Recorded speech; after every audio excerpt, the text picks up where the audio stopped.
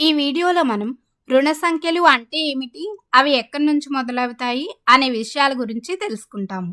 Introduction to negative numbers. రుణ సంఖ్యలు అంటే ఏమిటో తెలుసుకునే ముందు ఒకసారి ధన సంఖ్యలు అంటే ఏమిటో తెలుసుకుందాము. ధన సంఖ్యలను ఇంగ్లీష్లో పాజిటివ్ నెంబర్స్ అంటాము. అయితే ఏవైనా లెక్కించేటప్పుడు మనం సంఖ్యల్ని ఏ విధంగా ఉపయోగిస్తాము? 1, 2, 3, 4, 5 ఈ విధంగా ఉంటాయి కదా. ఈ సంఖ్యలన్నిటినీ మనం ఏమంటామంటే ధన సంఖ్యలు అంటాము. వీటిని మనం సంఖ్యారేఖపై సూచించేటప్పుడు ముందుగా మనం సున్నాను గుర్తించాము. ఈ సున్నాకు కుడివైపును కొన్ని సంఖ్యలు ఉంటాయి. ఇవే 1, 2, 3, 4, 5 ఇలా అనంతం వరకు ఉంటాయి. ఈ సంఖ్యలనే మనము ఏమంటామంటే ధన సంఖ్యలు అంటాము.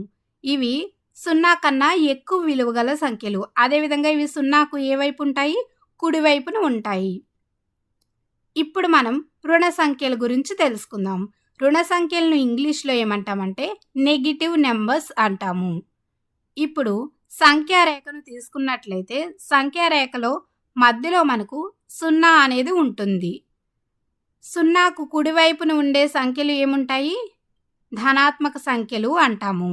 అవి 1, 2, 3, 4 ఇలా అనంతం వరకు ఉంటాయి. మరి సున్నాకు ఎడం వైపు కూడా ఏమైనా సంఖ్యలు ఉంటాయా అంటే అవును, ఉంటాయి. అవి ఏ విధంగా ఉంటాయి అంటే -1, -2, -3, -4 ఈ విధంగా ఉంటాయి. ఈ సంఖ్యలను మనం ఏమంటామంటే రుణాత్మక సంఖ్యలు అంటాము లేదా రుణ సంఖ్యలు అంటాము.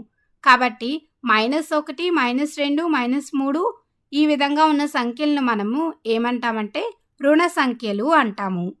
ఇవి చూడండి, సున్నా కన్నా తక్కువ విలువ గల సంఖ్యలు, అదేవిధంగా సున్నాకు ఎడం వైపు ఉండే సంఖ్యలు. కాబట్టి ఈ విధంగా ధన సంఖ్యలు, రుణ సంఖ్యలు మరియు సున్నాలను కలిపి మనం ఏమంటామంటే పూర్ణ సంఖ్యలు అంటాము. ఈ పూర్ణ సంఖ్యలను మనము జెడ్తో సూచిస్తాము ఈ సంఖ్యా సమితిని.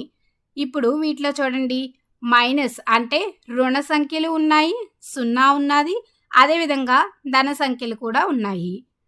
కొన్ని సందర్భాల్లో వీటిని మనం ఐతో కూడా సూచిస్తాము. ఈ పూర్ణ సంఖ్యలను మనం ఇంగ్లీష్లో ఏమంటామంటే ఇంటీజర్స్ అంటాము. ఇప్పుడు నిత్య జీవితంలో రుణ సంఖ్యలను ఎలా ఉపయోగిస్తామో ఒకసారి చూడండి. ఇక్కడ ఒక బొమ్మ అనేది ఇవ్వడం జరిగింది. దీంట్లో ఉండే పరికరం ఏమిటో ఎవరైనా చెప్పగలరా? దీన్ని మనం ఏమంటాము? థర్మామీటరు అంటాము. దీన్ని దేనికి ఉపయోగిస్తాము? ఉష్ణోగ్రతను కొలవడానికి మనం ఈ మీటర్ను ఉపయోగిస్తాము.